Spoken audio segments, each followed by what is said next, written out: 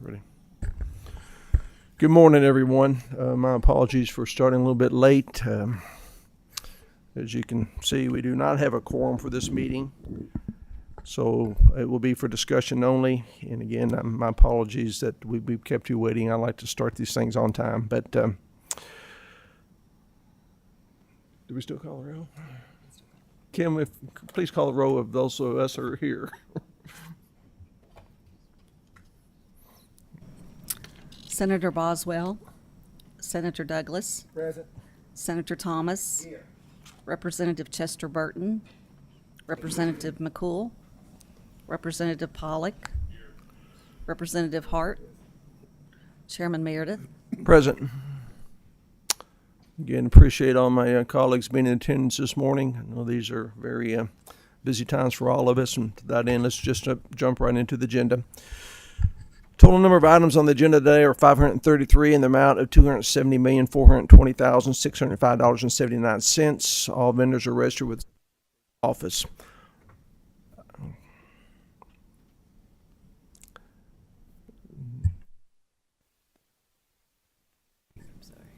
Again, without a quorum, there's no need to take action on the previous minutes or any of that usual business we do. So we'll just jump right into the discussion of the contracts pool.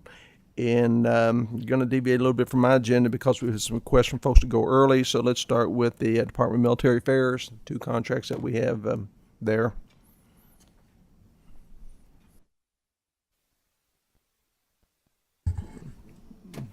Green list, yes. Good morning, sir. I'm Brigadier General Retired Charles Jones, the Executive Director of the Department of Military Affairs. To my right, I've got Miss Rebecca Stamper, who is my Procurement Officer for the Department of Military Affairs. Appreciate both of you being here. If you would, please raise your right hand. Do you solemnly swear to tell the truth, the whole truth, and nothing but the truth? Yes, sir. Yes, sir. Thank you. Appreciate you being here. And these are, number 39 and 40 on our green PSC list, Senator Thomas. Representative Pollock, you have questions? Please proceed. Chair, appreciate the opportunity you guys being here. Just a couple of questions to educate us this morning. Obviously, I love the fact that you're providing, the risk, youth, and opportunity for structure and discipline and those things that you guys are providing. How does these recruiters identify the at-risk youth? Sir, they're brought to us by centers of influence throughout the communities, whether it be teacher, clergy, law enforcement, or anyone's had contact with these young youth that are demonstrating a need for the services we provide. Is this a statewide approach, or is it geographic area approach? Yes and yes. So the geographic approach is basically everything east of I-75 goes to Appalachian Challenge Academy up in Harlan, Kentucky. Everything west of I-75 predominantly goes to Bluegrass Challenge Academy at Fort Knox, Kentucky. And that's kind of in my neck of the woods, so to speak, Fort Knox area. Yes, sir. Obviously, I'm homegrown Ware County guy, but anyway, that was kind of one of my points. Is there a quota thing there, or is this kind of something that you kind of go through? Sir, the deal is that our objective is to fill capacity. On a session day, we've got the capacity at 150 candidates per academy. We're not making that. The demographics is out there to support it, but we're not making that through our recruiting efforts. And we continue to work with to promote the program as the premier alternative school within the Commonwealth of Kentucky. And you really want, our objective is to get the input from the school districts. But with 171 of them out there, we're courting and dealing with 171 different systems. And there is no unified effort from the education department to provide us young men and women that could hopefully turn their lives around and experience a change through this program. And these funds are basically for promotion and for recruiters? Yes, sir, for recruiting. It's kind of like paying the commissioner of state police, giving him funds to have people speed, you know? They're out there. We just need the input of the citizens throughout the Commonwealth, parents, and school systems, clergy, everybody's in contact with these young men and women. And I would wager today that, and the ones sitting behind the table up there that I'm providing testimony to, know some young man or woman in their community that could benefit from this program. And these recruiters are full-time positions, 40-hour-a-week type of. Yes, sir. Sure, it's all I got. Any other questions? Oh, Senator Douglas, I'm sorry. Thank you, Mr. Chairman. You may have already answered my question, because I hear the term at risk a lot, and there really is no baseline definition for what at risk means, nor is there often information provided as to who defines the at risk for that particular community, or who gets to decide who goes where. And I certainly appreciate what it is that you're telling me, because you answered the question saying there's no unified effort, and that you know in the education system, and that bothers me. Absolutely. So if I could address it, sir. Yes, sir. When the program was initially stood up back in the early 90s from a national level, it was at risk of failing out of completing high school, and that was based on a DOD need, on a Department of Defense need. As through the years and it has progressed, getting away from that connotation of at risk, we haven't been able to do it. It's still a national push. They still use the term. I will tell you in the Commonwealth of Kentucky, as I go out and I teach and I talk with teachers and civic leaders and community leaders, that just as you expressed your concern, the definition of that is from far left to far right. I mean, what do you want to? How do you narrow that down? So as we narrow that down in the Commonwealth of Kentucky, it's young men and women that I see as risk of not completing high school or failing to progress in a traditional high school as they expected, as they're expected to, or becoming a risk. We want to get them before DJJ ever sees us young men and women, and of our population, that's about 90% have not got to that point yet. And so we're trying to do that. We're trying to do that intervention where traditional school has failed. Not what they're doing. That student is just not receiving it the way presented. We present it a different way. In a controlled environment, we take all the external factors that public education competes with out of the equation. We don't have the environmental issues that public schools are dealing with because we got them 24/7. We got them 24/7 under our control and under our direction to complete their education and come away with a resiliency to resist those temptations and know how to set goals and establish goals for life. I don't know if I addressed your question or talked all around it, sir, but. May I, Mr. Chair? Yes, please. No, you did. My concern wasn't where you start. My concern, it sort of is. My concern is the group that you're getting, whether it's defined well enough that you're able to accomplish the mission for which the mission that you're assigned to do. Are you getting people who are outside who need more or who don't really fit? Roger, sir. That we get, and it's just as public school, we're going to get them beyond our capability. We're going to get them that have got too far down the tube with DJJ. We're going to get them that's got mental health issues that we cannot address in a safe environment. I will tell you, both of my academies have got full-time on-site counselors to talk through those issues with them, but not do any deep dives. What we attempt to do, if we can get a young man or woman through the program that have required that mental health treatment while they're in our facility, is we do a warm handoff back into the community to a provider that can conduct that deep dive and help us keep them on track.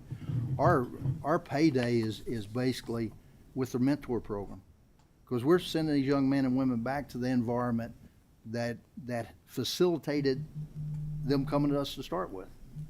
And so we work extensively with a mentor program for the next 12 months. It's now going to be extended on national level, 24 months, to keep this young man or woman who completed the program on course. Okay. Thank you very much. Thanks, Thank you, sir. Mr. Chair. Any other questions, comments?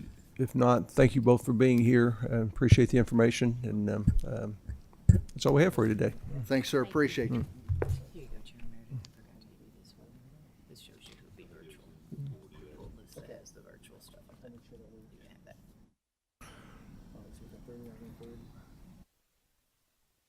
Want to just note again that unusual meeting. First time in my 6 years as chair of this committee, we have not had a quorum.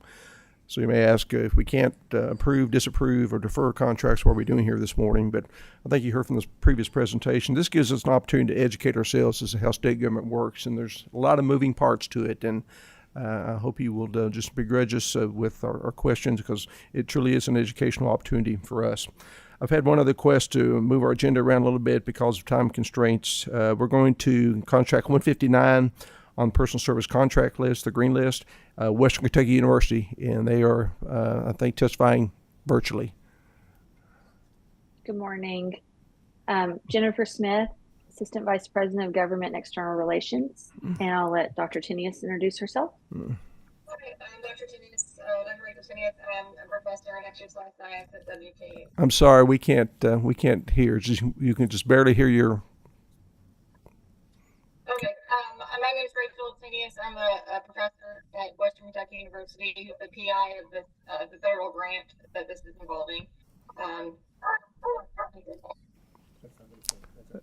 I'm sorry, but the audio is still very, very bad.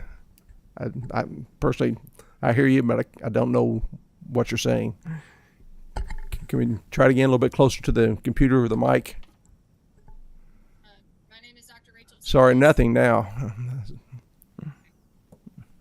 Jennifer, can you hear me? Just, Yes, I can.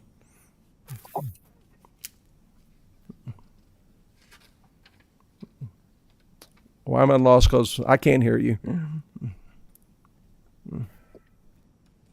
Senator Meredith, do Yes. you want to go ahead and ask your questions, and if maybe I can answer them, or whomever had the questions, and Yeah, you can that kind way of we don't. you can function as interpreter. This is kind of a unique situation because I request the contract be pulled because it's kind of unique in that we have this contract with a firm from Poland. So that's the essence of my question: is what is so unique about this particular contract that we have to contract with someone internationally to perform this work? What is so unique about this? You want me to start, Jennifer? And if you can't hear me, you can translate. Sure. Okay, I'm gonna try to be really loud though and see if that helps. So long story short, we were working with a company called CodeLab 303, who's based out of Denver, Colorado. They are a very experienced app development company. They've been used in academia quite a bit, and I had a lot of experience working with them, which is why we ended up going with them.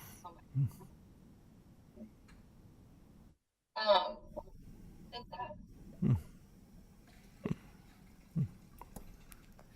Well, this is one of those Charlie Brown moments. It went wah, wah, wah, wah, wah. So, Jennifer, you're going to have to interpret for me.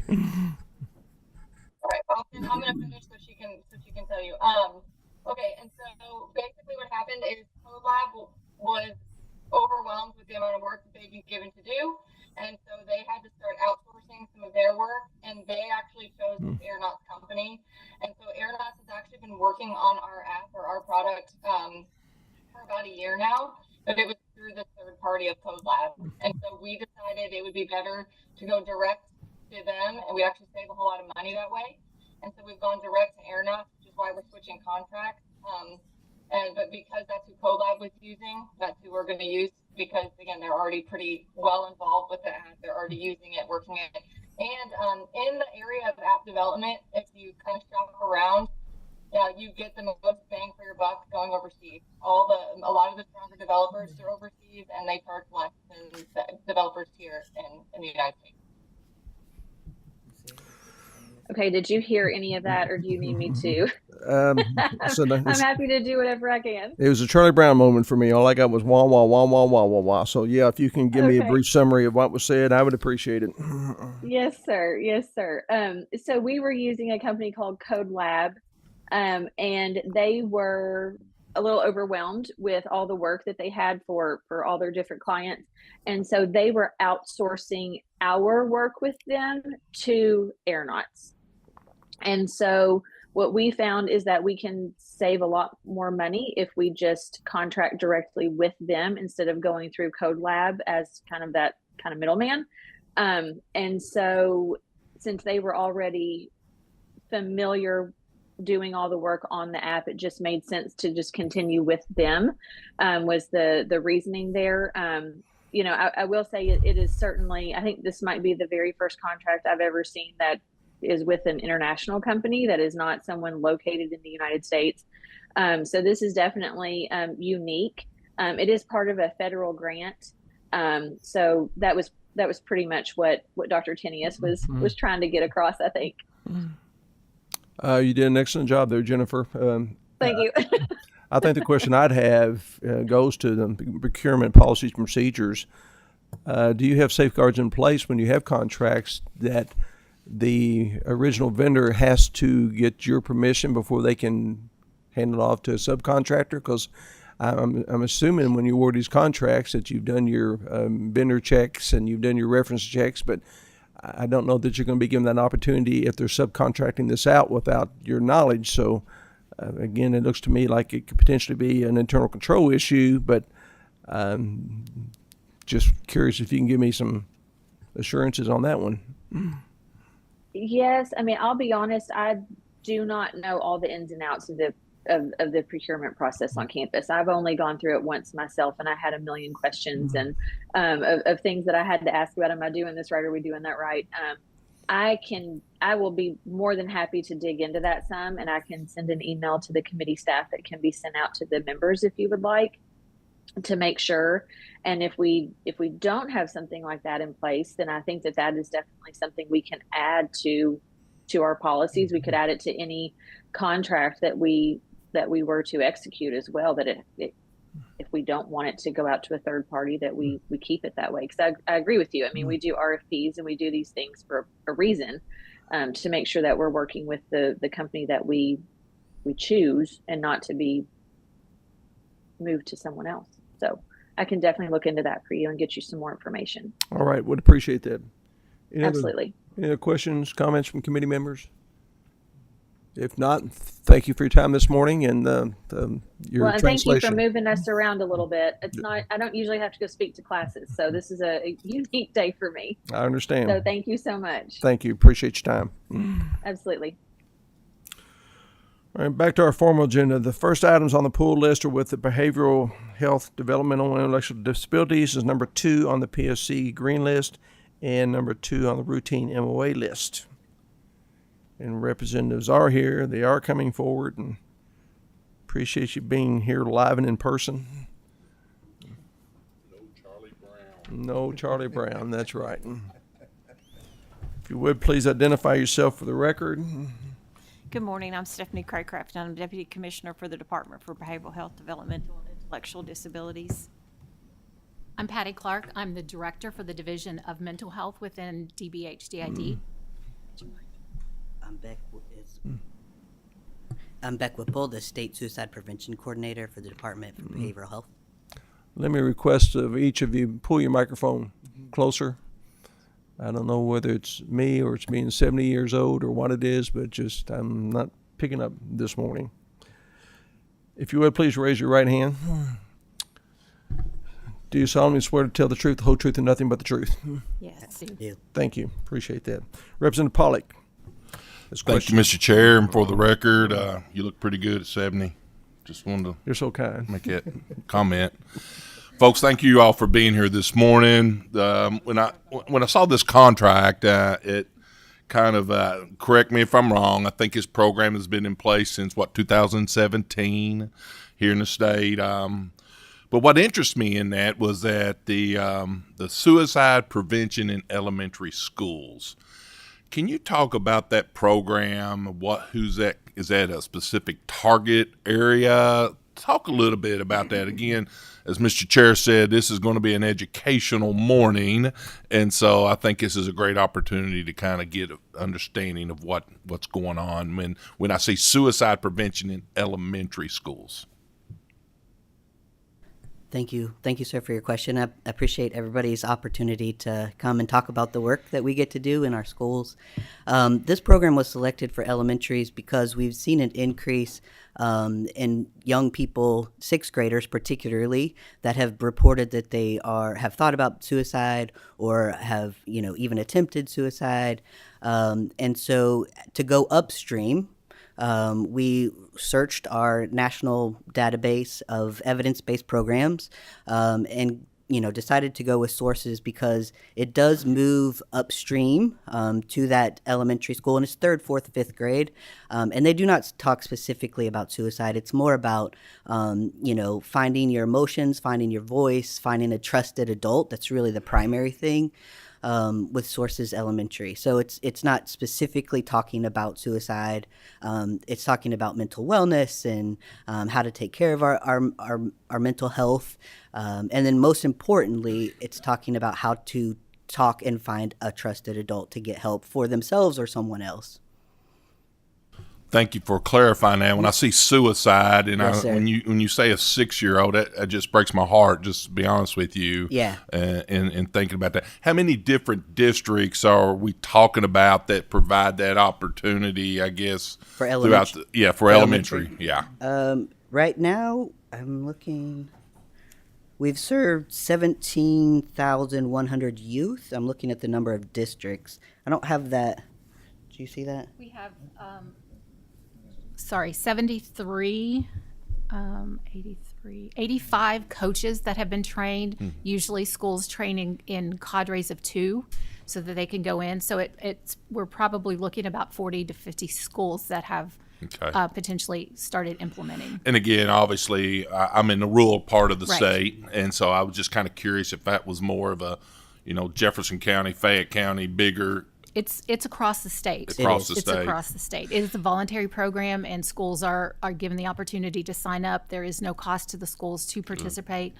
And at this point, we have funds to accept rural, urban, whichever expresses interest. Yeah, if you would like, we could also get you a list specifically of Yes. schools that have implemented and emailed to the staff. You talk about coaches, and how many did you say? 85. 5, yeah. 85, yeah. What's their way of, I guess, seeing that the program is being effective? What are kind of your tools of measurement on what you're seeing success in? So elementary is the only one that's more curriculum based. Okay. So they go straight off of what is given to them by the curators or the founders of Sources of Strength, and they also have specific evaluation requirements. All of our programs do. So we work with a evaluator, and they have to kind of do those things. Dr. Clark would probably know a little bit more about that. Right. So there is a process where we touch base with them on a regular basis to see how they've implemented, if they've implemented the curriculum to fidelity. So they've done the lesson completely. They've used the appropriate amount of time that has been set aside by the developer for saying that it is done completely. And then we also talk with them after the fact to see what they feel the benefits were for their students, if they've seen any changes. Each of the schools could look at their own metrics. For example, if they see a better average daily attendance rate or whatever with those students, they can begin to judge whether this program is effective. And so we really we look at fidelity of implementation, but we also encourage the schools to look at their own metrics to determine if it's effective for their culture. Okay. Thank you, Mr. Chair. Senator Douglas. Thank you, Mr. Chairman.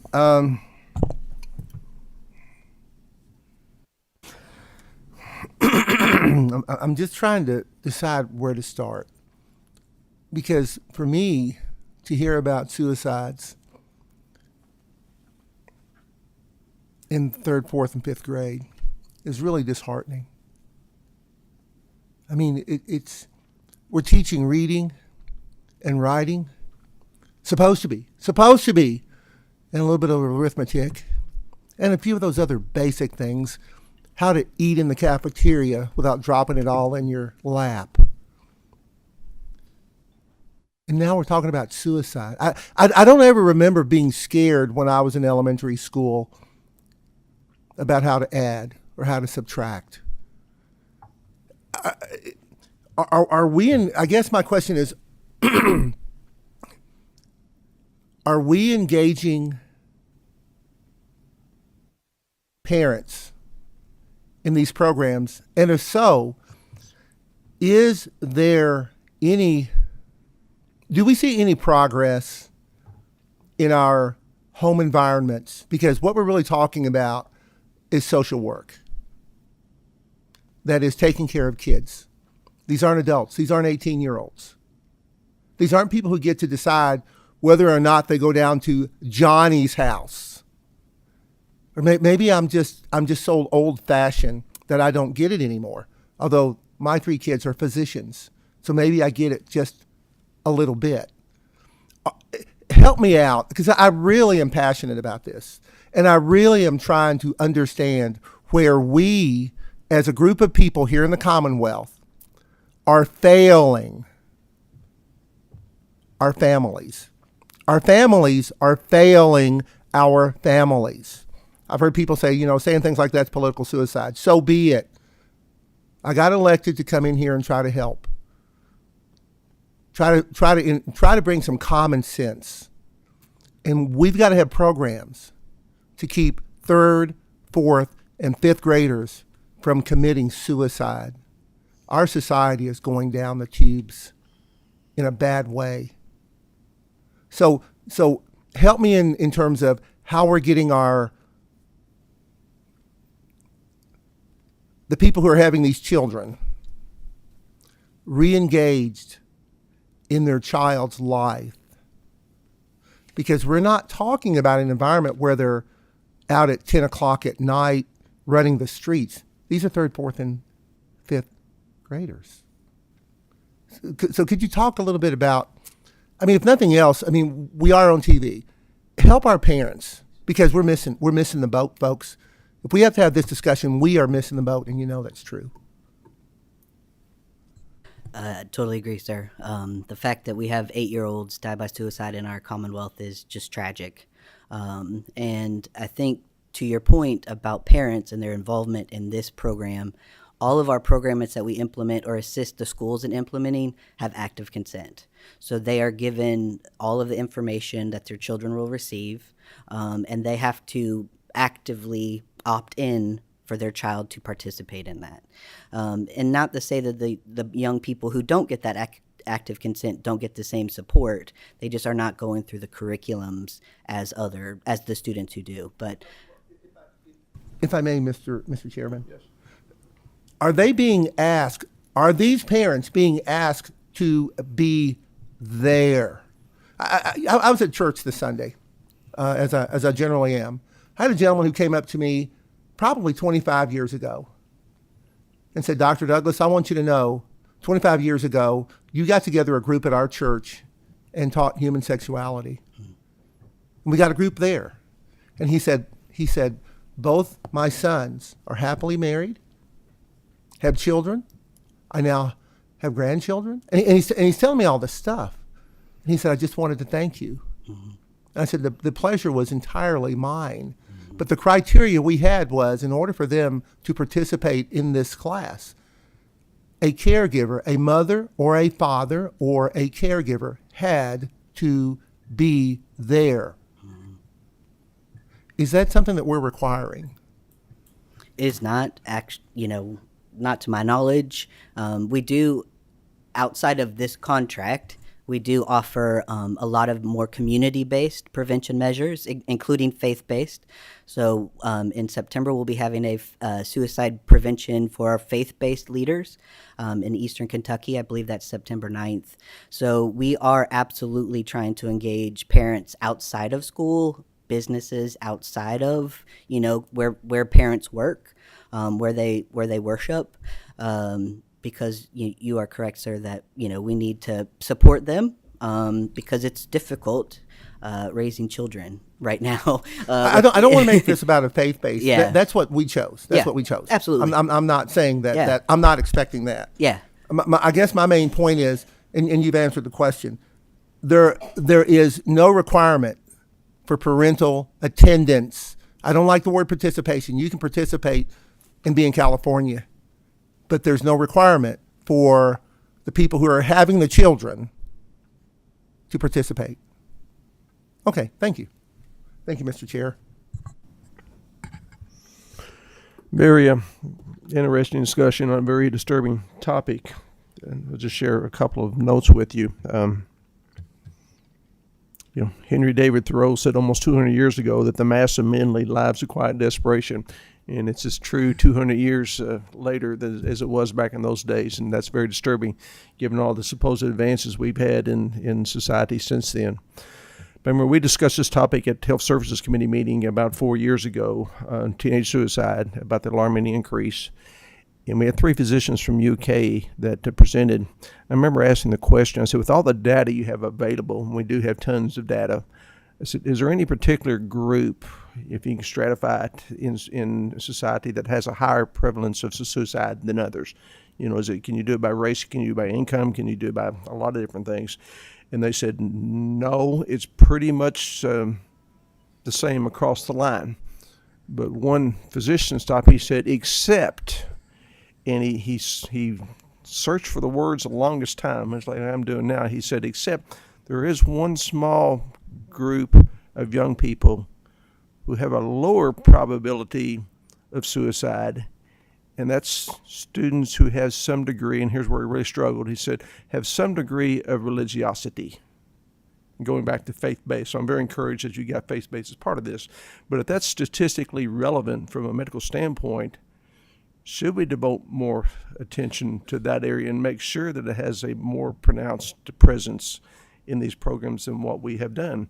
Again, I don't think we're choosing the religion for anybody, but just the recognition that there's a higher being out there. We all have a purpose in life. That if we can focus that more, does that keep us from just wandering in the universal wilderness that society seems to be wandering in now?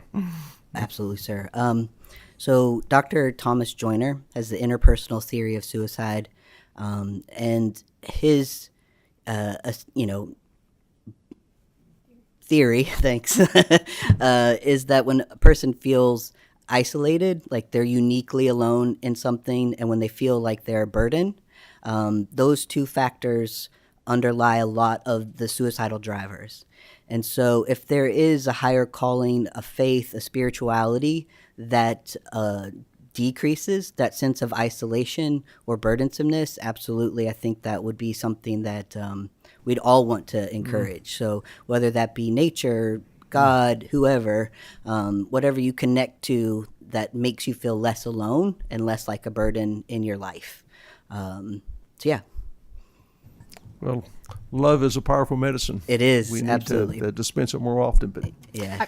any other questions, comments from committee members? Mr. Chair, I think, lady, you have something to say? I think you covered. Representative Yes. Pollock, did that cover both the contracts? It did Okay. on this particular contract here. Yes, All right. Mr. Chair. Thank you. Thank you for being here this morning and sharing some insight into this. Greatly appreciated. Yes, Mr. Chair, I think she had a comment. Oh, I'm sorry. Oh, I'm sorry. I was just going to say that we have consistently included faith communities in our work around suicide prevention. As Mr. Whipple said, connectedness is definitely a protective factor, and we definitely work to increase that protective factor and understanding the faith community as a key partner in that is imperative for us to do this work effectively.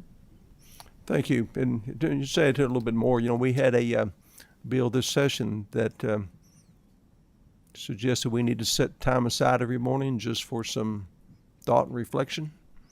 I think this is part of that, and hope everyone's in support of that legislation. But again, thank you for being here. Appreciate your insight into this topic, and wish you the best of luck. Pink number 2. Sorry, I can't hear you for your mic. Is your mic on? I'm sorry, I just saw that our other contract is on the screen. For the Yes, I think you answered. That's all? Is that Okay. That's one. contract 6? Yes. You pulled 2 on green, you pulled 2 on pink. So that y'all both talked about. This was number 2 on the green and 2 on the pink. You pulled this. Is this family first program? We'll find out in just a second. Okay.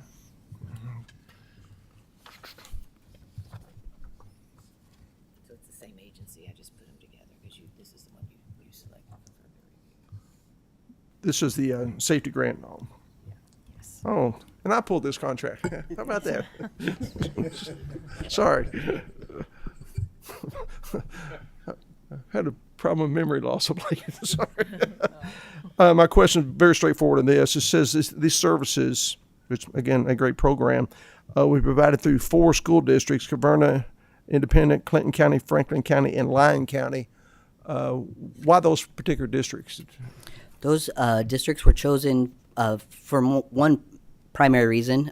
They scored higher on their KIP data for youth at risk for suicide, so showing psychological safety concerns, like I said, thoughts or behaviors of suicide. And also a willingness and an capability to engage with us in this 5-year journey. But this grant is not focused just on these 4 particular districts. Is that correct? It is, but the hope is at the end of the 5 years, we'll have a better understanding, also a toolkit to be able to apply what we've learned to additional school districts, including especially rural school districts. Because we know that if you know one school district, you know one school district. And so the wonderful work that Dr. Clark started with our early identification referral, essentially what we're doing is hiring someone specifically in those districts to implement that. And so the idea is what we'll learn, we will then apply and help other school districts apply through our specific learnings. So like a pilot program? Yes. Is that, Yes, great. sir. I really think that we need to have some more discussion about this at either Education Committee during the interim or Health Services Committee, because it's a very Absolutely. interesting topic. So maybe we can get more detail about that, but appreciate it. We'd love to come chat. Thank you. Appreciate it. Thank you, sir. Senator Thomas, did you have anything? Okay, thank you. Again, thank you for being here this morning. Appreciate it. Next item on the pool list are with the Department of Community-Based Services, and are number 6 and 15, the routine PSC green list, and number 38 on the routine MOA pink list. And representatives are here, and they're rushing to the table.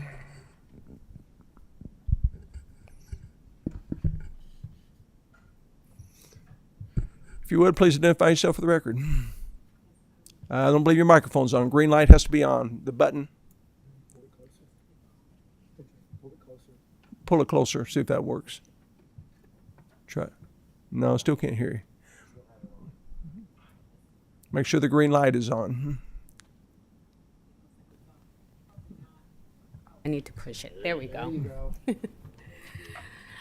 Good morning. I'm Charity Roberts, and I'm representing the Division for Prevention and Community Wellbeing. I'm the Social Service Specialist, Program Specialist for Family Preservation and Reunification Services. Appreciate you being here this morning. If you would, please raise your right hand. Do you solemnly swear to tell the truth, the whole truth, and nothing but the truth? I do. Thank you. Appreciate that. And Representative Pollock, gosh, Yes. it's just like you woke up from a I'm telling you, I mean, coma or something. Chair Hart's not here today, and I'm picking up the slack. I guess I'm the only one here representing the House. Thank you for being here this morning. When I look through items 6 through 15, obviously there's several different items broken down, but when we talk about the total package, that's about $65 million, roughly what I added up, and it's been on the Family First program. And again, this is education morning here. Educate us a little bit of what that looks like, and the results you're getting, because obviously that's a huge investment of that across the way. And so just kind of curious to know what that looks like, how that's being performed, and then the effectiveness of your program. So the Family First Prevention Services Program provides preservation and reunification services to families that have been identified with having children that are at imminent or immediate risk of being removed and placed in out-of-home care.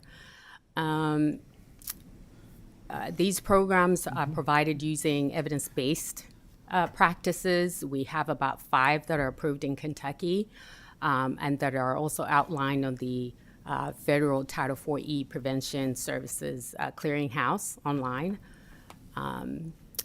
So each family is referred to the program by DCBS social worker. We have gatekeepers that review these referrals. And then once we work with the families, we do a 3, 6, and 12-month follow-up of the children that were identified as having been at risk. And an 80% retention of those children in their homes is considered a success for the program. We've consistently reported 90 to 90% of keeping kids in the home. Is that, I guess, work through local agencies in each of these communities, or is that something just explain kind of the process of what that? Yes, so we have about 5 agencies currently that serve 120 all statewide, basically. Okay. Yes, so we have about, as you all might already know this, we have 9 service regions, DCBS service regions. So one of our agencies has the contract for about 6 of those regions, and then the remaining 3 regions are served by the remainder of the agencies. Now we have 4 Kentucky vendors, or is that what you're talking about? What's well, that? One we have. Okay, so we do have 4 that are based in Kentucky. The 5th one, I think that you might be referring to, is considered as it's an out-of-state provider. Okay. But I do want to note, just to let you all know, that actually that agency used to be Crony and Clark, which was a local agency in Kentucky that already was providing some services for us several years ago. And they were merged with the KVC Kansas agency that took over the Crony and Clark. So they have a local presence, and they have all their documentation that's required for them to do business in Kentucky. Is this a mandate from the federal government of these services, or is this just basically? Yes, this is actually a mandate for Kentucky to provide family preservation and reunification services.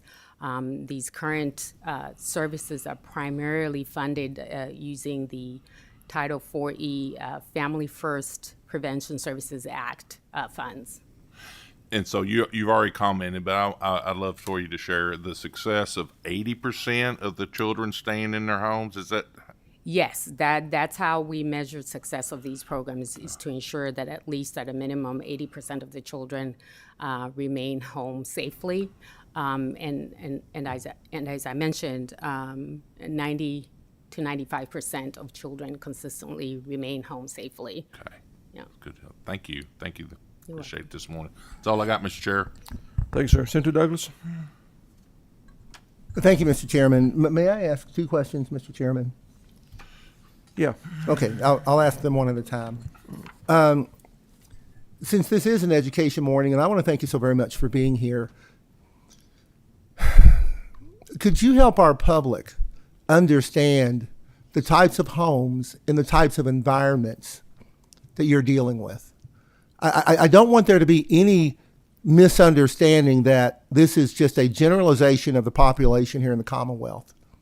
So could you, again, just for educational purposes, because we do have people who are watching, could you describe some of these homes for which we require programs, federal programs like this, to keep people in the home?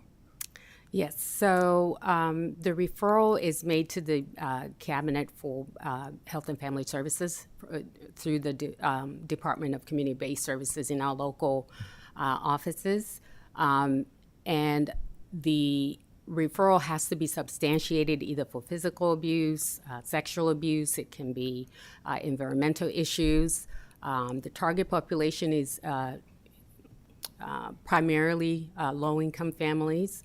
Not all of them, a few of them might be employed, but for most, they may be receiving benefits.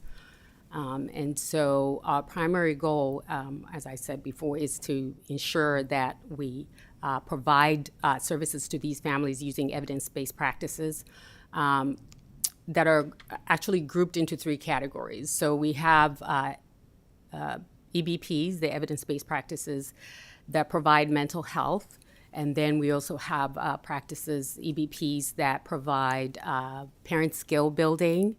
And then we also have a third category, which is substance use treatment.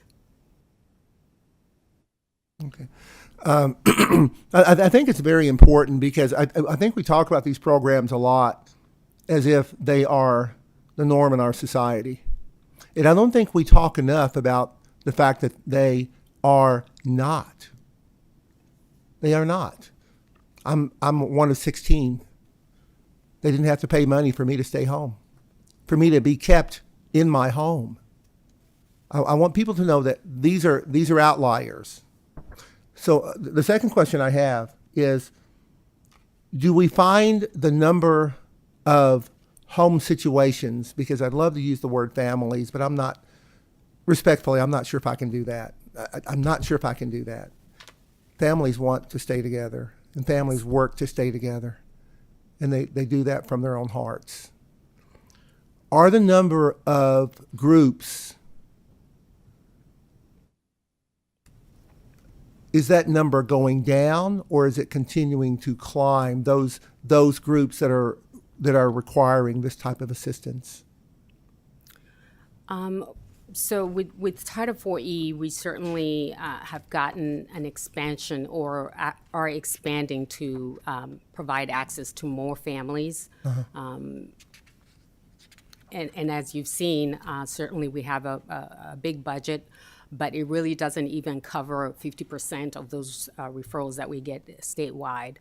But when you look at some of the at-home care numbers, I don't have the specific numbers in front of me, but in a recent meeting, the numbers had gone down from about 8,000, approximately 8,000 to 7,000, really, since we started providing additional services to families. So we bring the numbers down because we have to do more intervention. We certainly do have to do more, and we want to move upstream, actually, to provide additional services in the community so that these families aren't coming or to DCBS. So as much as possible, I think as we move forward, our division's goal is to certainly move upstream with families so that we're providing those services prior to them getting to that at-risk level where their children might be at risk of being placed in foster care. May I, Mr. Chair, one more? Yes, please. Please understand, I'm not questioning your goals. I am not questioning your sincerity. I'm not questioning any of those. I'm just simply trying to gather information. So I apologize if it sounds anything like I'm questioning that. I'm not. I really am trying to understand, because we talk about evidence-based practice, and we do the same thing in the healthcare space, by the way. And I often question that when the numbers continue to rise. I wonder how accurate our evidence-based practice information is. I wonder how usable it is if the only time we bring the numbers down is when we pour more resources into it. If our goal is to have our groups return to be families who support each other, it would seem to me that if we are using the right criteria and following the right path, that our numbers would go down based on what we're doing and not based on the fact that we're having to pour more and more and more funding into the area. But I really want to thank you. You're working in a very, very tough area, and I have all the respect in the world for you and what you're trying to do, given the fact that you have very little control over what goes on when you are not present. I want to thank you for coming and bringing this to us. Thank you. You're welcome. Thank you, Mr. Chair. Thank you, and I want to thank you as well. It's very educational for all of us, I'm sure, and this is a topic probably we could discuss all day long. And just from a personal perspective, I think the number one issue facing our Commonwealth, and it's been there for many, many years, is poverty. And we don't have a concise, detailed plan how to address it. We throw a lot of money at it, Senator, as you alluded to. We started the war on poverty back in the 60s and really have not significantly moved the needle. And you look at all the bills that we had filed during this legislative session, and I think it's a record number, 1,500, maybe 1,600. How many of those are really directed towards the core issue of poverty? Very little. So I think we've got to do a better job in the future of establishing our priorities, what we're trying to accomplish. But appreciate the information you provided for us, and best of luck to you going forward. Thank you. The next item on the pull list with the Department of Highways is number 24 on the routine PSC green list. If representatives are here.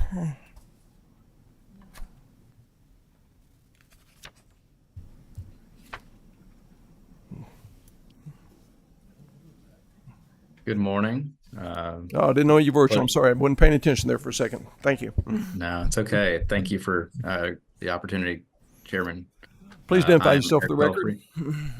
Yeah, I'm Eric Pelfrey, our Director of Professional Services, and I'm joined. Larry, do you want to introduce yourself? Yes, I'm Larry Cheney, a transportation engineer at District 5 in the planning section. I'm project manager for this project. Thank you, gentlemen, for being available to us this morning. If you would, please raise your right hand. I'm sorry, Co-Chair. Yes. We also have Stephen DeWitt with us. My name is Stephen DeWitt. I am the branch manager of strategic planning at Central Office in Frankfurt. Thank you. Thank you. Again, if you would, please raise your right hand. Do you solemnly swear to tell the truth, the whole truth, and nothing but the truth? We do. I do. We do. Thank you. Appreciate it. My answer is very straightforward, and it's kind of I think, a unique one for this committee. But in looking at all the contracts that we've requested to approve this time, and I just picked this particular one because it's just kind of standard amongst all of them, is I've noticed, without exception, that all these contracts are with companies from either Lexington or Louisville. And I'd like to see us spread the wealth a little bit.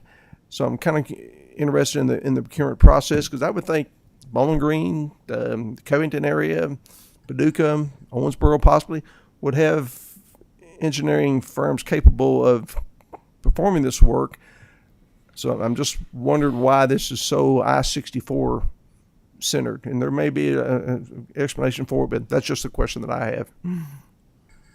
No, I can gladly start, Chairman Meredith, and you're exactly right. Our Division of Professional Services, we pre-qualify more than 200 consulting firms annually. We typically hold prime contracts with maybe 30 of those, and the majority of those firms are either headquartered out of Kentucky or have an office out of Kentucky. The majority of those firms, of course, are in Lexington, Louisville area, but we also have several firms that have offices in Northern Kentucky and Western Kentucky. They're kind of spread throughout the state. And even HDR, they have an office in Lexington, have an office in Louisville. They also have an office in Paducah. So there is typically a large spread on where the people that have the expertise to perform the service. Like you said, this one's I-64, so it's more Central Kentucky focused, and those are the people that are performing the work. But I think maybe a good thing that I know you like to hear is that we try to lean on our Kentucky expertise rather than firms that are from out of state. And that's just something that's kind of inherent with our selection process. We aren't able to have a local preference. but we can reward a firm for having a local presence, and that's bound by the federal statutes as well. I do appreciate that. I'm thinking particularly the Bowling Green area because of its proximity to Nashville, but also Covington because of the Cincinnati area. And I thought possibly this might be your answer and quite acceptable, but I'm not sure that maybe in the future some additional points couldn't be awarded to areas of the state that have been kind of neglected over the years. And that's not a criticism. I just want to make sure we're spreading the wealth as much as possible and lifting up other communities. And so that's the reason for my question. Gladly, yeah, and we'll take that into consideration. We are bound again to those performance evaluation factors, that those are bound by state and federal regs. So we are able to include points for evaluation of where those firms' offices are located. So you're exactly right. If there is a firm that has a local office within that community, typically that's scored higher by our selection committee members. Thank you. I appreciate that. Duly noted. Any other questions, comments from committee members? There being none, I appreciate your time this morning. Appreciate you being available to us. Thank you. Have a Thank blessed you. day. Appreciate your time. Next item on the pulled list with the Legislative Research Commission are numbers 81 and 82. I see Mr. Hartz is here, gathering his gear, running to the table.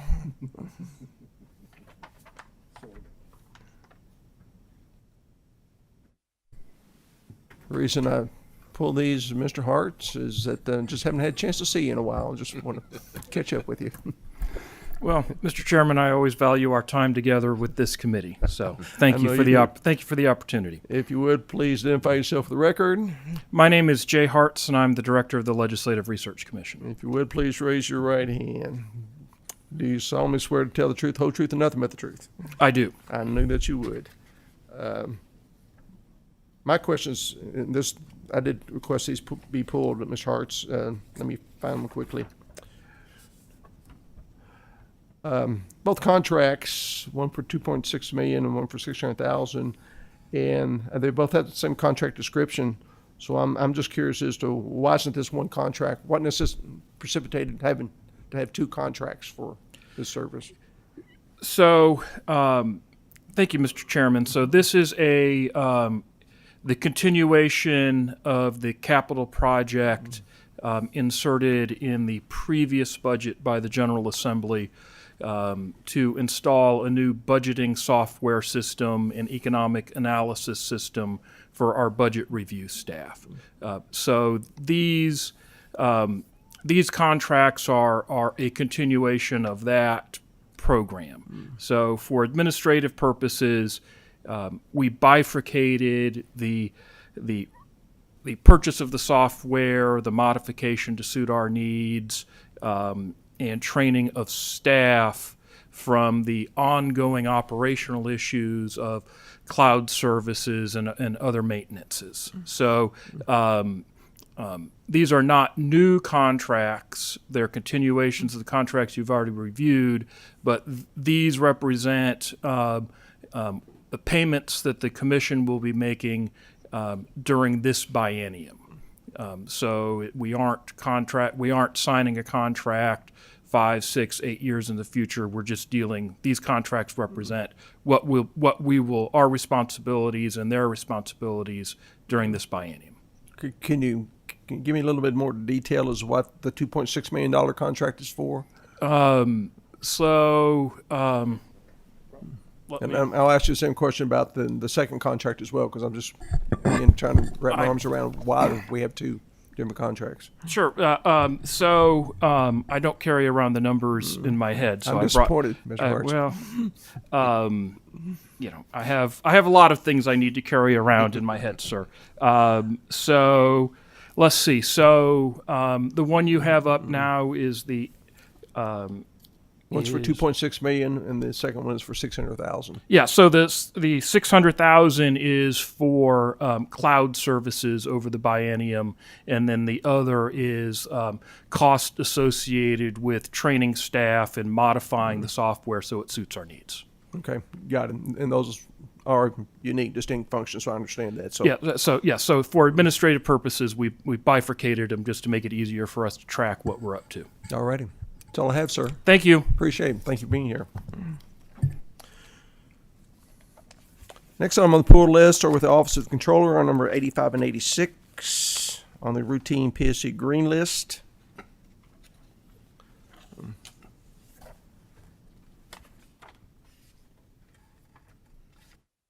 Good morning. If you would, please identify yourself for the record.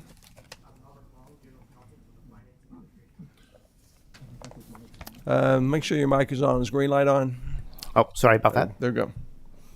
If you would, please raise your right hand. Do you solemnly swear to tell the truth, the whole truth, and nothing but the truth? I do. All right. Thank you. Appreciate this. Got a question about 85 and 86. I remember these contracts I think we have from last year as well, or the last biennium. So are these renewal contracts as well? Yeah, we're talking about Deloitte and All Star Talent. Yes. Yes, this is a renewal for these recruiting services. They were initially, I guess, procured, I think late June of last year, and so this is to renew these for the upcoming biennium to allow, and they ultimately allow for all government agencies to utilize recruiting services and marketing services of these two firms. Again, it's only based on agencies' need and the agency's available funding.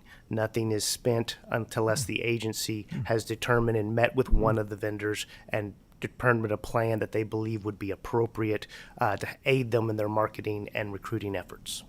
And I think the amounts were about the same for the previous contracts, but I'm going from memory here. Do you remember how much we actually spent of those contracts? I double checked on Deloitte over the up to date. There's not been any money actually spent with Deloitte. I do know that several agencies have begun process of consulting with Deloitte and our All-Star to discuss whether or not there will be services procured going forward. But to date, and I specifically asked because Deloitte was pulled and I didn't see the All-Star Talent one pulled, but I know nothing has been spent on the Deloitte contract. I believe that's accurate for All-Star, but I would have to confirm. Well, given that, these two contracts were not bid. This is a continuation of a contractual relationship. Is that correct? Well, so these were bid last summer and awarded in June of 23, and so there is a continuation of these two contracts who were both acquired by the competitive bidding process. Well, those previous contracts, was that for 23, 24? Correct. And this one is for 24 to 26. It's to 26. And the RFP that was bid contained the I think up to two-year renewals available. And so the reality, I believe, is that neither one of these vendors have really had an opportunity to really get engaged with agencies and really get started. Okay. We don't know how successful it's going to be. The hope is that agencies will find ways to use these companies, but if not, again, the spending is limited to those specific needs for the agency. Well, I would hope so as well. And my concern is always that I think sometimes we get a little bit too comfortable with companies that we contract with, and it's, well, we like them, they've done a good job for us, so let's just give them another contract. And I'm not suggesting that's the case here. It's just that's an issue that I always have about renewing these contracts. It's just a personal thing for me, but I understand. Any other questions from committee members? If not, appreciate you being here this morning, being available to us. I believe there's one more, another contract that's been pulled. And which one is that? For arbitrage compliance specialist. Yeah, and I'm assuming we were talking about both contracts, because is that the same? Oh, no, it's a completely different service. Okay, then explain that one to me, if you will. So arbitrage compliance specialist is a vendor that is required to assist us with arbitrage calculation. Arbitrage on a very broad or big level is the process of selling or buying same or similar securities or assets in different markets and taking advantage of pricing in those markets to get a net savings. Basically, both the Commonwealth and our universities use tax-free bonds in construction projects and are able to invest some of those proceeds until they're utilized into other markets. And this is a process by which they're, again, trying to basically make sure that we are earning more interest than we're actually paying on those. And then these services of this company assist our Office of Financial Management in making sure that we're complying with the IRS requirements, and that if we exceed the cap on the return, that we are identifying that and make the refund to the IRS that's required. So what's the measures of success for a contract like this? Basically, just having no, basically just, I think let me regather my thoughts. I guess the is to ensure that we comply with all federal requirements and meet the IRS obligations. And really, this is just a contractor who helps with the sophisticated calculations to make sure that we're getting an accurate picture of the money that we're in net sense saving the Commonwealth by performing these arbitrage calculations and computations. Well, I would think the savings that you alluded to would be a measure of success itself, but would that be a measure of success for the Finance Cabinet or for this company, or both? So it's for the Commonwealth Finance Cabinet. This company is paid on an hourly rate. They have 1,000 hours of arbitration calculations per biennium. Those are compensated at $20 per hour. There's a small pot of additional technical services that can be done.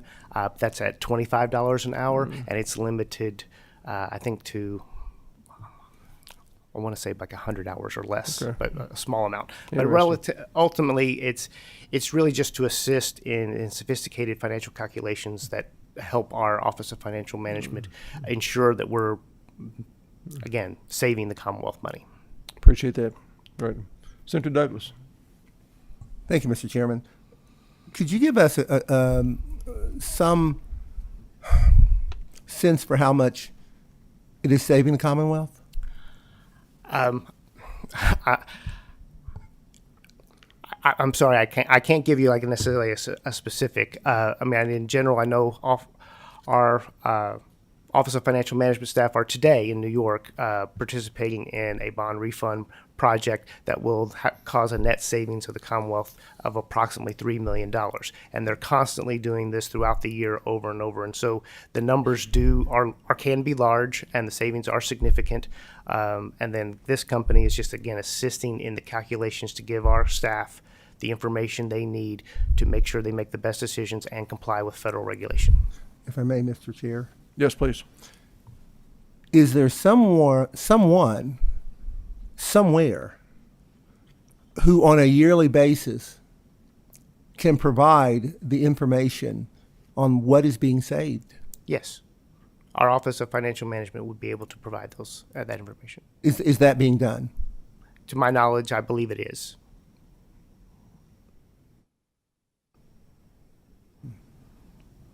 Thank you. Any other questions, comments? There being none, thank you for being available to this morning, and appreciate the information. Thank you. Next item on the pull list with Facilities and Support Services, and number 31 on the PSC Amendment Ivory list.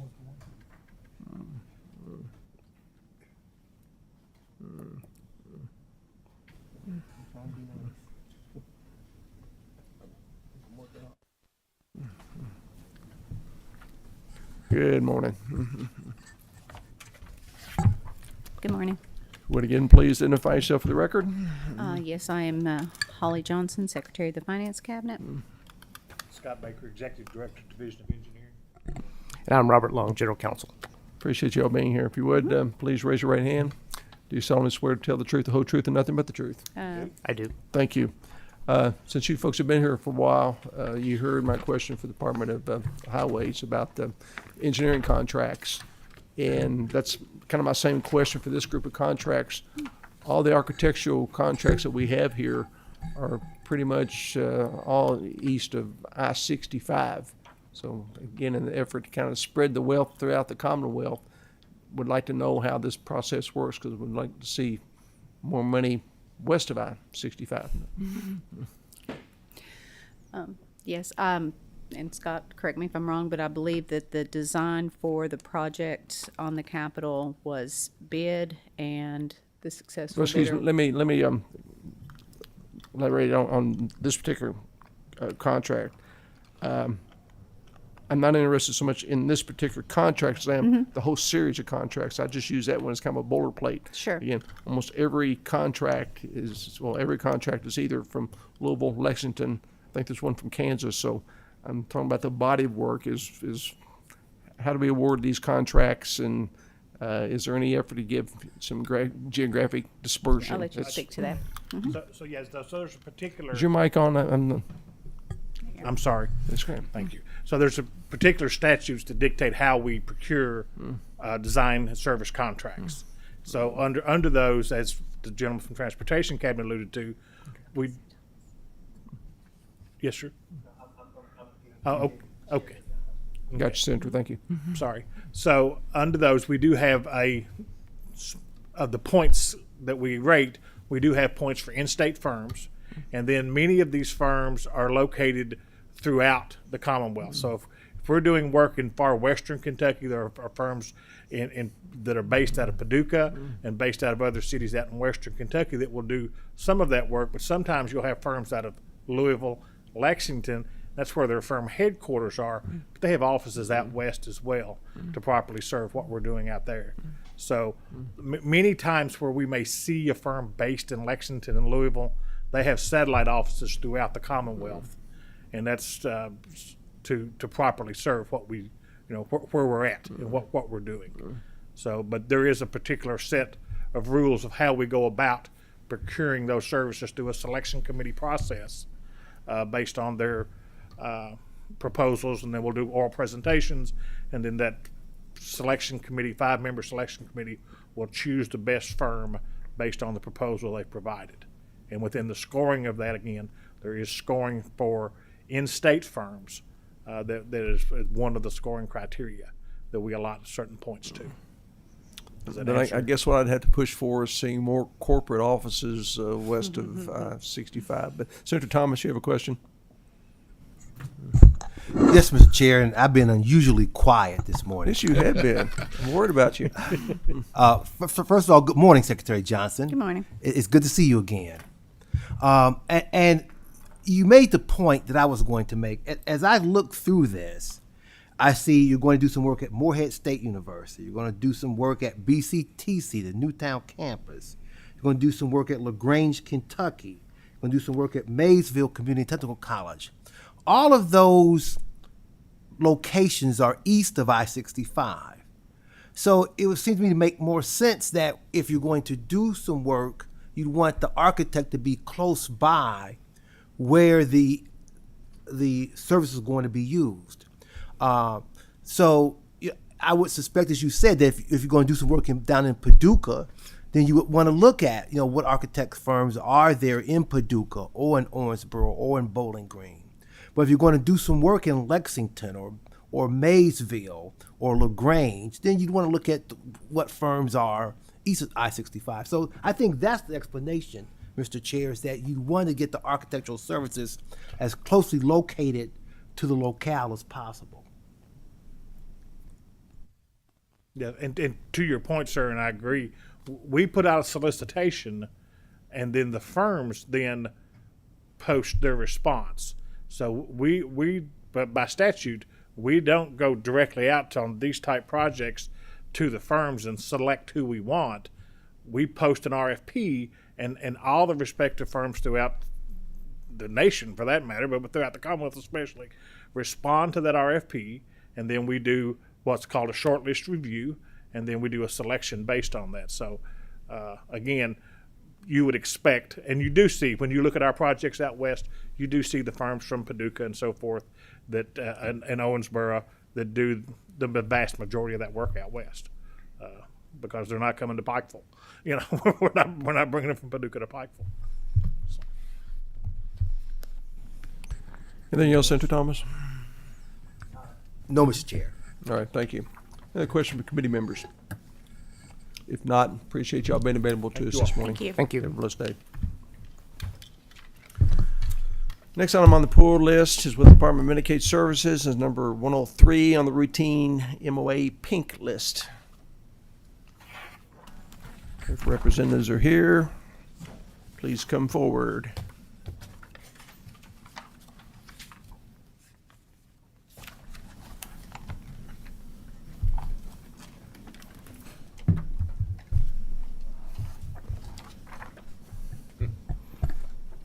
Did you wear the pink shirt because we're working from the pink list? Is that just a coincidence?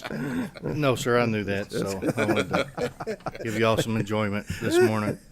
If you would, please identify yourself for the record. My name is Justin Derringer. I'm the Director for the Division of Healthcare Policy in the Department for Medicaid Services. Thank you for being here this morning. If you would, please raise your right hand. Do you solemnly swear to tell the truth, the whole truth, and nothing but the truth? I do. Thank you. I request this contract be pulled. Not that I have any issue with the contract itself, but it's the overall issue of non-emergency medical transportation, because I hear a lot of complaints that it's just the system's not working. So I guess I want to know, are we looking at some different, new, innovative ways to address this issue, which seems to be quite pronounced for our Medicaid program? Yes, sir. This is a big program. We have a lot of individuals that use the program. As with any program that we have, we do get a number of complaints.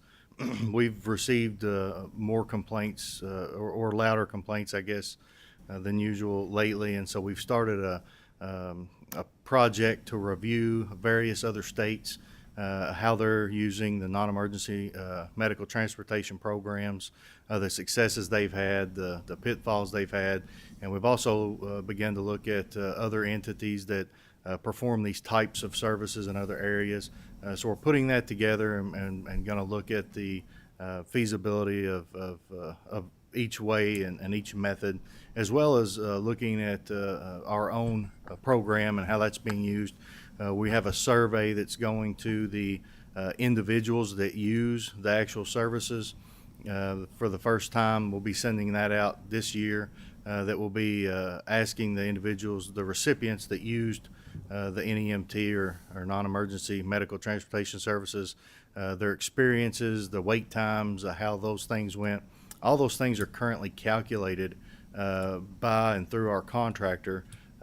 However, this survey interviews the recipient specifically, and it reaches them instead of having to go through the contractor. This is my 8th year in the Senate, and this has pretty much been an issue every year I've been here. Not a criticism of anyone, just it is what it is. Are we looking at anything that's unique that other states are doing that is addressing the problem?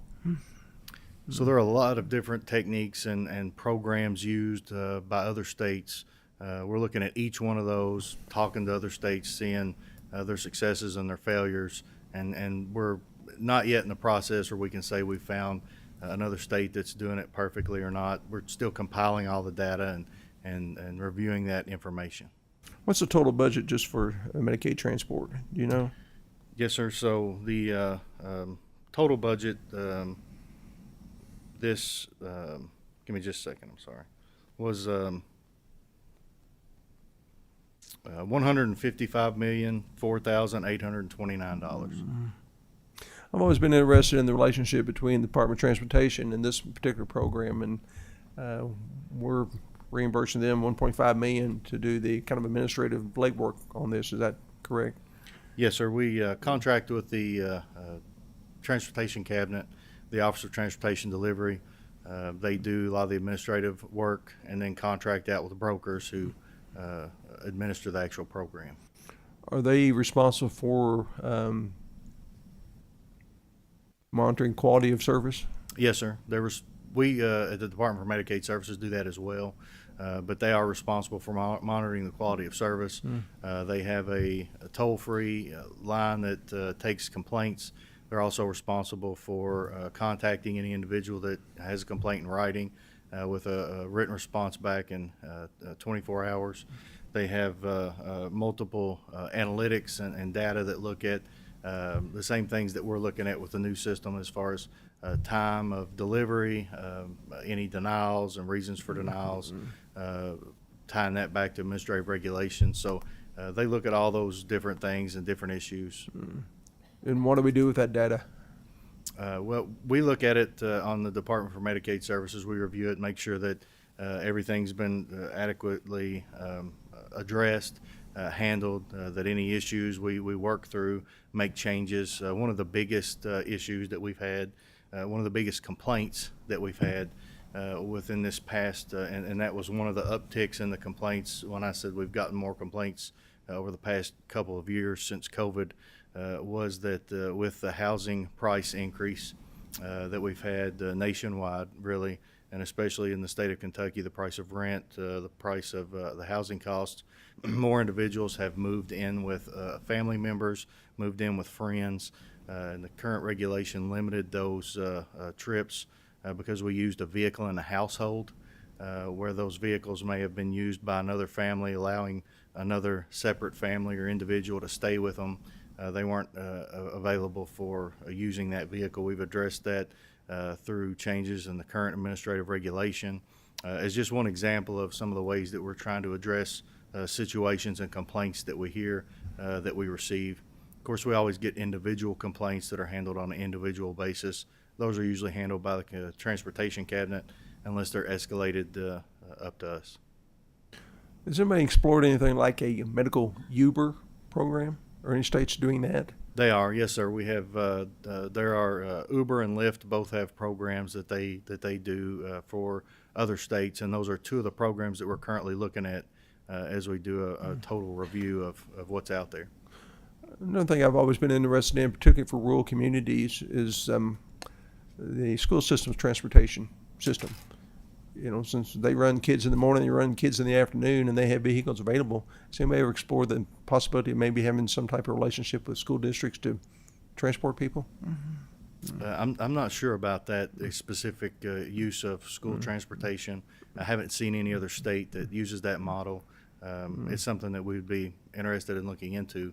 We do use public transport and buses as part of our current model and part of our current way we transport individuals to appointments and doctor's offices. But as far as the integrating schools, I'm not aware of that currently. You know, we're all struggling now with finding school bus drivers, and to me, this looks like it could be an opportunity to provide full-time employment for folks, maybe entice them to consider that as a career option for them. But it's just a thought. Senator Douglas, a question, comment? Just something very, very quickly. Mr. Chairman, as I think that you asked a lot of the questions that I wanted answers to, and I appreciate that. We evaluate the questions or the complaints, as we put it, from the recipients of the services. How much attention is paid to those who offer the service? So, complaints from those that are offering the service? Yes. Yes, so those complaints are part of the process as well. Those complaints go to the Office of Transportation Delivery from the individuals performing the services. A lot of times they're contracted or contacted from the brokers. So those complaints are looked at during the RFP process. There are 15 regions throughout the state of Kentucky, and those regions are each bid through RFP process. We currently, I think, have 8 brokers that perform or cover those 15 regions. So those are not only looked at on a one individual basis from the Office of Transportation Delivery to make sure that any issue is corrected, but they're also taken into account when those requests for procedure, those RFP are redone every year, and determining who those contracts go to. May I one more question, Mr. Chairman? Yes, please. I know, and I'm maybe I shouldn't say this. I will ask you this: are there? I don't want to use the word restrictions, but when a provider is found to have created some issues, how is that How was that handled? So again, two ways. Each individual complaint that we receive from a recipient about a provider goes to the broker first. The broker looks and deals with that. If it's not handled properly, the Office of Transportation Delivery is also looking at that. Again, that depends on what the complaint is, depending on how it's handled. But it's handled immediately. There's not a wait time. Those things are taken care of immediately. If there are a number of complaints or a number of issues that aren't serious, if it's a serious issue or a complaint, we have a list of things that they have to do in administrative regulation. Even if it's outside of that, if it's something serious, then they're obviously released and not able to provide those services anymore. But if there's a series of smaller occurrences, again, those are taken into consideration during the RFP process when that comes around again. Is there a similar process in place when the recipients are out of bounds? So when the recipients are causing issues for the... Yes. It's a yes or no question. I'm not sure. I don't know the answer to that 100%. I don't know of a system that they have. I'm sure there may be. I don't know exactly. Find Okay. out and let you know. Thank you. Thank you very much. Any other questions or comments? If not, thank you for being available to this Thank you. morning. Appreciate the information. The final item on the pool list with the Department of Education are numbers 25 and 75 on the MOA Amendment Yellow List. And representatives are here. I see them rushing to the table.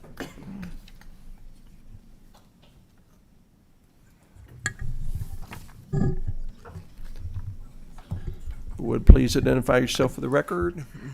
Good morning. My name is Karen Worth. I'm with the Budget and Financial Management Division. I'm Reagan Satterwhite. I'm a policy advisor for career and technical education. And I'm Carla Tipton, Office of Career and Technical Education. I'm a branch manager. Appreciate you all being available to this morning. If you would, please raise your right hand. Do you solemnly swear to tell the truth, the whole truth, and nothing but the truth? I do. Thank you. After giving him a slight reprieve, Representative Pollock. Ladies, thank you for being so patient. Is this our last item, Mr. Chair? Except for a couple of reminders, yes, sir. You're Okay, last. well, Thank you. thank you for being so patient. Yeah, we looked at these contracts, actually 25 through 74s, specifically toward our LAVEC areas. Contract number 75 is more toward KCTCS. And I think that both what I'm going to share and ask the questions about again is similar. So obviously the increase, and we're seeing in the dollars here in the funds, is due to participation increase, is my understanding. And so talk a little bit about what you think is driving the increased enrollment. I know being here in a very short time, in our budgets, we've specifically focused on some LAVEC projects. If I'm not mistaken, we're now changing the LAVEC and naming that. You could talk about that. We've had that conversation. And so, again, we've said it more than once this morning, in Education Morning. So just talk about what you're seeing out there for the increase of enrollment in our areas of this. Mm-hmm. Absolutely, and I won't talk all day, even though I probably could. Personally, I think that the increase in enrollment is due to multiple factors.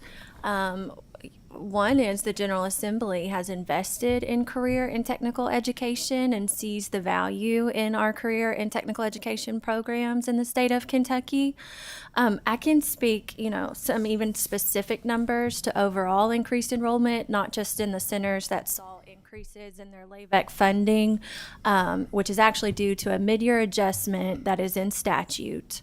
But the overall career and technical education participation rate has increased by 11% in the last school year. This could be in part because of the investment made by the General Assembly with an additional $58 million that was devoted to KDE's base budget for local career and technical education programs. It's also because of, increased buy-in across the state of what our career and technical education programs do. It's not old school vocational education as it used to be. It's really much more than that. And it encompasses, every type of individual and provides for also so many early post-secondary opportunities. There's a lot of buy-in across the state on the dual credit opportunities and the articulation that's available for students through their career and technical education programs, as well as their opportunities to earn valued industry certifications that our Kentucky Workforce Innovation Board values and deems as credentials that employers want to see across the state. Obviously, it helps work ready when these high school students are getting prepared to go into the workforce. Again, I'm excited about the opportunity. I just wanted to kind of, again, echo the increase in enrollment. We have a new LAVEX center called the John Bam Carney Tech LAVEX school there in Taylor County. Marion County's got it, which I'm talking about my district. So we're all about the vocational, which we've changed that now, and specifically targeting work-ready classes and those type of things. And I really appreciate it. Do you see nationally going across, I guess, as a whole, continuing on? Are we at capacity of what that looks like? I guess looking at crystal ball there and kind of give us an idea of what you're seeing 5 years down the road. No, I don't think we're at max capacity. Absolutely. I think there's still a lot of room for growth. We would love to see every high school student have a experience in a career and technical education pathway throughout their secondary experience. As I said, it's not just for kids that are not going to college anymore. It's really even heavily geared towards students that are going to college and are giving them an advance opportunity to earn credentials in high school that even save them money and fast track their experience at the post-secondary level. And it brings me to my last question, Mr. Chair, and that is obviously the 4-year colleges and universities. Do you see that working together as a partnership at some some capacity? Because obviously they're pulling their part of it too. So and I was just curious to know if you guys are working together to try to figure that out, or you're going to try to take yours and they're going to try to take theirs, and talk a little bit about that. Definitely are increasing our collaboration with our 4-year universities. I believe it was Senate Bill 101 in 2020 that called for statewide articulation agreements. Of course, we already have articulation agreements from secondary courses with our community and technical colleges, but we're also working to increase those articulation agreements that we have with our 4 years as well. Good stuff. Thank you, Mr. Chair. That's all I got. Other questions, comments? There being none, ladies, thank you for being here this morning. Appreciate you being available to us. Thank you.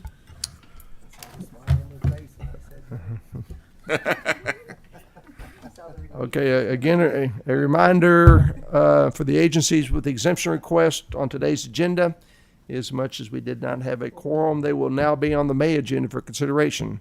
So please be informed that the next meeting is scheduled for Tuesday, May 14th at 9:00 a.m. With that, meeting is adjourned.